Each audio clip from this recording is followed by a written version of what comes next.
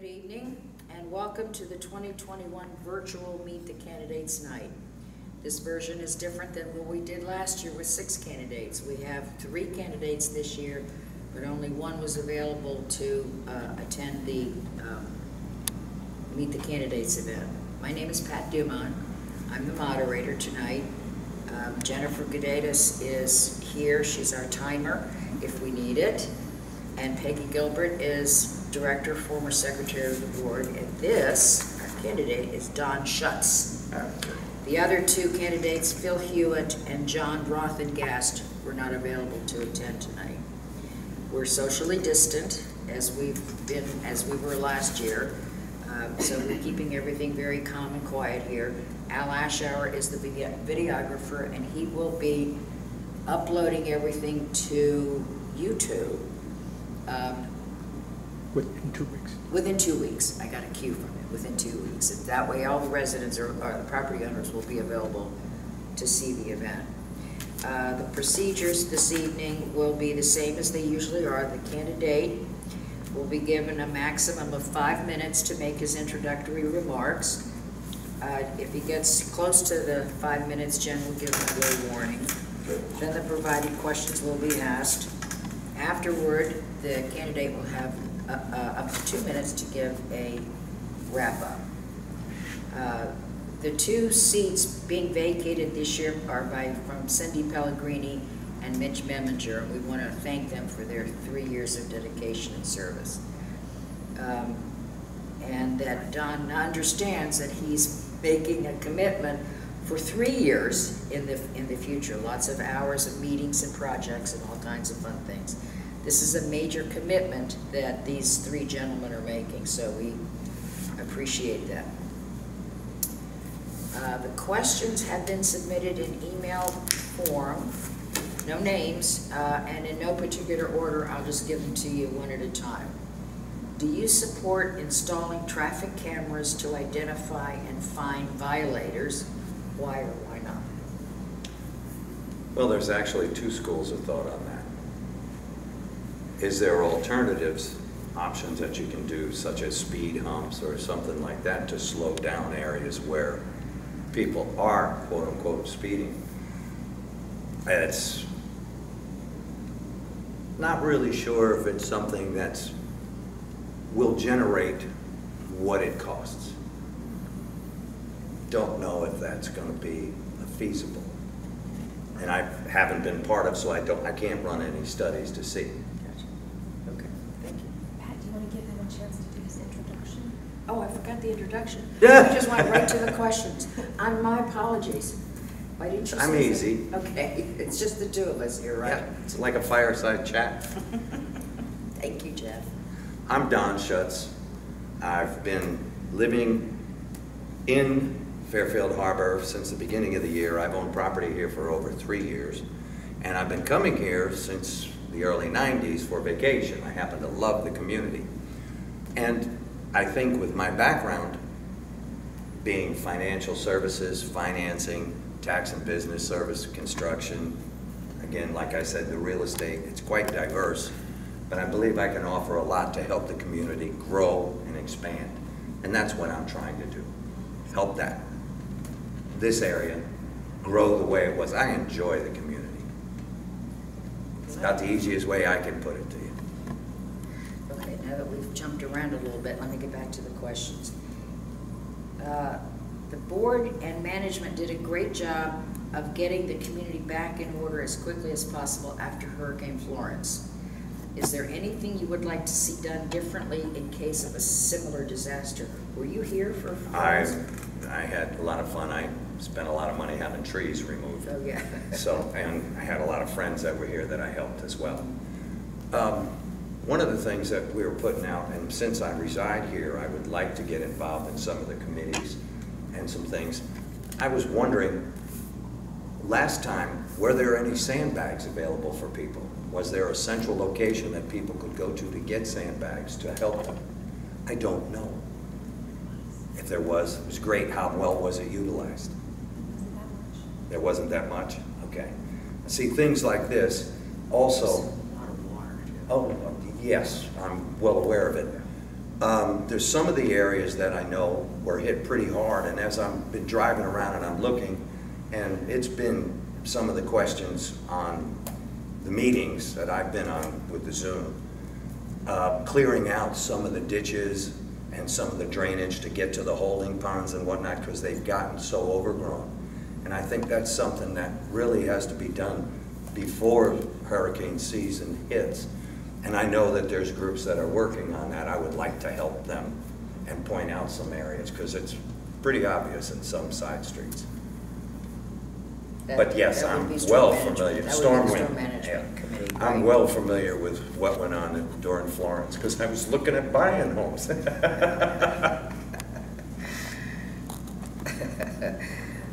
Next question. How important do you think it is to build another clubhouse or recreational complex? What would you like to see built? Actually, both. I would like to have an area that people could use, but there would also be rooms that could be rented out, which would be a revenue generator for the community. I think that's really important. And I was down when the old one was pretty lively, you know, in the 90s. And that was a lot of fun. And I'd like to see that come back where people in the community could actually use it and do some things as well, okay? I personally believe there's a lot of talent in this community that really would like to share it, and the generation divide could be really narrowed by utilizing that knowledge pool. I just think that's so phenomenal. And both ways. You know, you have young people that know computers and technology and whatnot, and you have retired people that go, I have to ask my grandchild to do it. You know, but I think that would be a wonderful way to have both and generate some revenue for the community. Thank you. Remember, these are questions that have been submitted. Sure. I personally would like to see the 385 acres. Green space used and developed only for recreational purposes and never for residential housing. How do you feel about the possibility of utilizing some of the green space for housing, for more housing? How would you like to see the 385 acres used in the future? Well, that is such an open-ended question. It's not funny. I happen to enjoy that other golf course because I played it. I enjoyed it, the PGA course. Balls in there, didn't you? Couple, yeah. But I had a lot of fun. There are some spaces that I could see utilizing for additional residences. I could see that. But I think there's just a myriad of different opportunities that could be brought in for the community, for everybody to enjoy. That's what I look at. That's a big parcel of land. Okay, thank you for that. This is a long one. There are advantages and disadvantages of being a gated community. Some of the disadvantages include no city road maintenance, no city police patrol, and not being entitled to FEMA services in a major storm event. We were fortunate that our general manager and county commissioner were able to secure FEMA to pick up our debris after Florence. It is unlikely that we would get that again. The expense of this was well over $1 million. The question is, if Fairfield Harbour had an opportunity to incorporate, would you be in favor of it? Why or why not? I'm not really in favor of it being incorporated because there's a lot more that goes into it than just worrying about FEMA. You have to have your own government, you have to have your own public facilities, police force, fire department. Tri-community isn't going to cut it. And as far as all the other things that go, FEMA has already been here. You don't have to worry about them coming back again because it's already been here. And there was a city in Florida that they tried to back away, and because they had been there, they went to court with them and won. So FEMA has to. They've already been here. But one of the things you're talking about with incorporating a community, we get back to the FEMA, the storm. what would be so bad about going around right now before hurricane season and looking at some of the trees that could damage, looking at some of the issues that could pop up, that did during Florence, and maybe they could be ameliorated now before it became an emergency. But preparation, ounce of preparation, you know, better than a pound of cure. I'm not, I've been around communities that have gone that way, and the budget really gets out of control quick as a community versus an incorporated community, because there's layers and layers and layers and layers of government that have to come in, and sometimes it's just not worth it. Okay, thank you for that. In your opinion, what are the most important priorities as a board member? Examples: road repair, stormwater management, amenities, etc. And how would you prioritize these issues? To me, one of the most important things as a board member is being in touch with the community and finding out what it needs, what they want, how you can bridge the gap and get that to work smoothly together. As far as our job is to grow and enhance the community. That's what I always did with previous boards in the past, and I'd like to do the same thing here. Just that simple. You mentioned previous boards. You want to talk about your previous experience? I spent 11.5 years in the resort industry, interval ownership, time sharing. I worked with Kemnitz Wilson down in Lake Buena Vista in Orlando, which is one of the biggest that you can get to. I worked with one developer for 6.5 years, which was unheard of in time sharing, but it worked. And I was the boss in Virginia Beach, the Barclay Towers. I was 3.5 years the sales manager there, and we sold it out. But you have to do the right thing and take care of people, hence you can do that. I enjoyed, that's how I traded my timeshare down here when I came. And I enjoyed it. That's one of the reasons I moved here, because I enjoyed it. So it's not unusual for timeshare people to come here and buy houses. It happens year after year. Oh yeah, absolutely. You talked about your interest in stormwater management. What is your main goal to accomplish if you're elected to the board? To take some of the areas that are bad and correct some of the problems as quickly as possible. And it's being incommunicado with the people that have been through that hardship.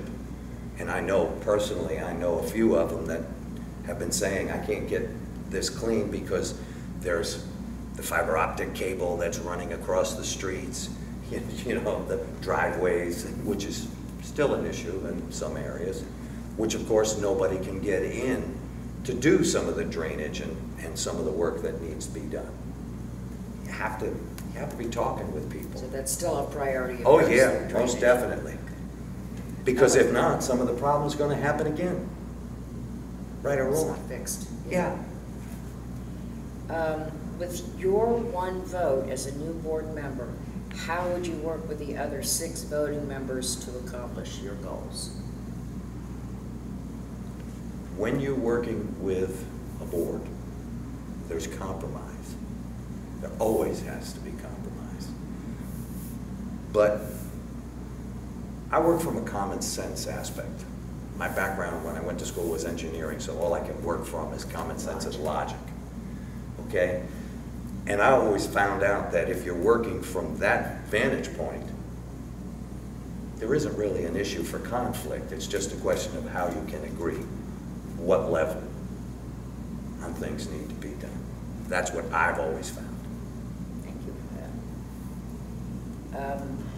Some senior residents are almost forced to move away from the harbor because there is so little affordable housing for downsized living.